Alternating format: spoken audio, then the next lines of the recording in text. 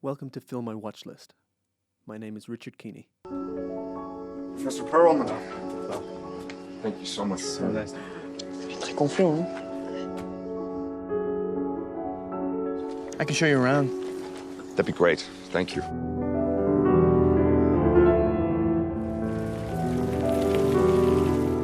So what do you do around here? Read books, transcribe music, swim at the river, go out at night. Sounds fun. All right, later. Sicuramente è meglio di quello dell'anno scorso. Just watch, this is how we'll say goodbye to us when the time comes. Later. Meanwhile, we'll have to put up with him for 6 long weeks.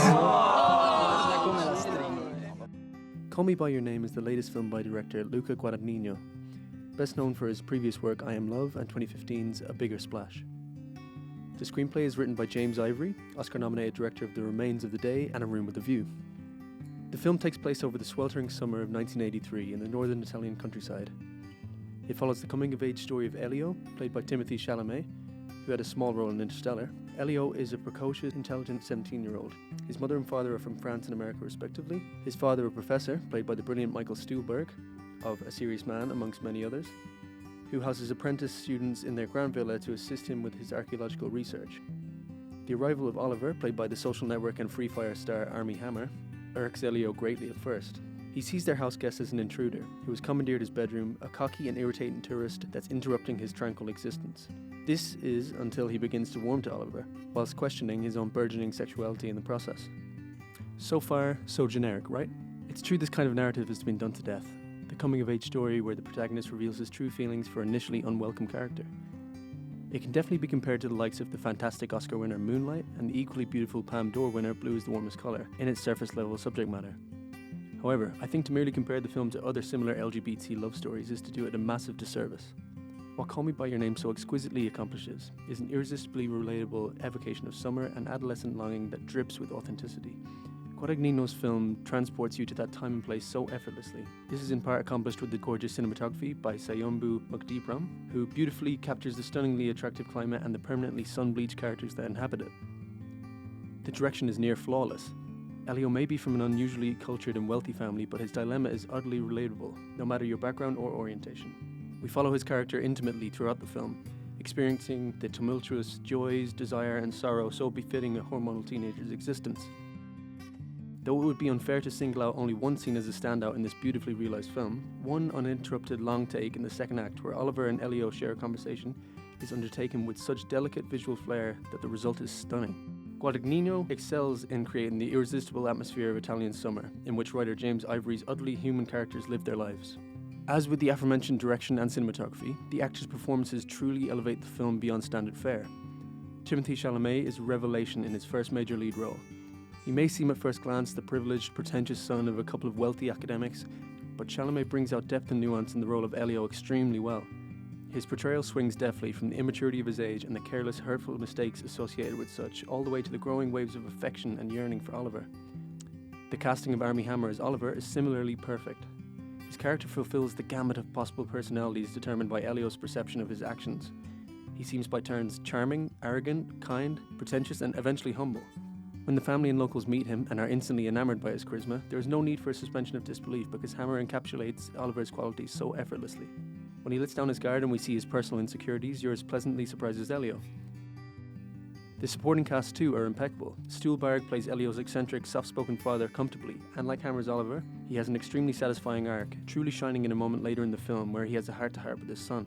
Amira Kassar, who plays Elio's French mother, manages to bring nuance and humour to her role equally well. You sincerely buy her maternal feelings for Elio. The unspoken words between them radiate in her loving portrayal to the extent that they're explicitly understood without the need for verbalising. These strong performances are beautifully accentuated by Luca Guadagnino's tendency as a director to let scenes breathe. His direction, along with Ivory's gentle screenplay, allow characters to become part of their surroundings so naturally that any idiosyncrasies in their portrayals only add to the naturalism of each scene as a whole.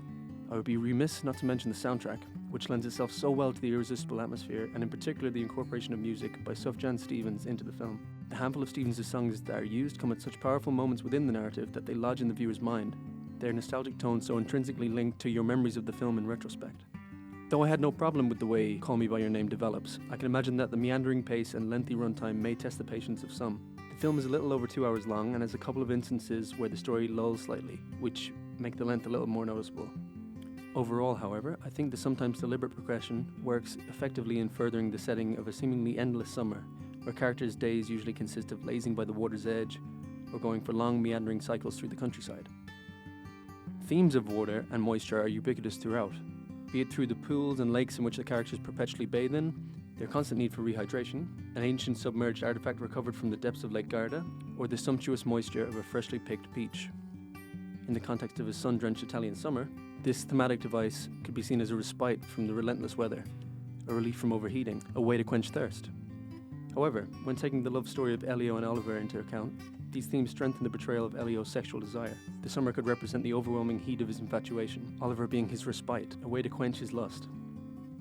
Similarly, the idea of diving into water, being submerged and then re-emerging carry connotations of cleansing oneself, of rebirth. Such could be read as a thematic parallel to Elio's personal arc. The film is exquisitely crafted, nostalgic, sweet, and effortlessly romantic. What sets this story apart from others like Moonlight and Brokeback Mountain is that even though the story takes place in the past and the relationship is kept an intimate secret, Elio and Oliver meet very little opposition to their homosexual lifestyle, surrounded primarily by academic and liberal-minded counterparts. This aspect succeeds in making the romantic narrative all the more universal, their relationship less forbidden than being full of the kind of nervous excitement that most couples feel upon truly connecting with someone for the first time. I strongly recommend seeking out this terrifically crafted film. With an alluring atmosphere, an ensemble of likable characters, and an utterly beautiful final scene, it's a thoroughly enjoyable and moving experience that I'm sure will be a strong contender come award season. I'm going to give Call Me By Your Name 4.5 stars out of 5. What do you think of the film? Disagree with my thoughts? Let me know in the comments below.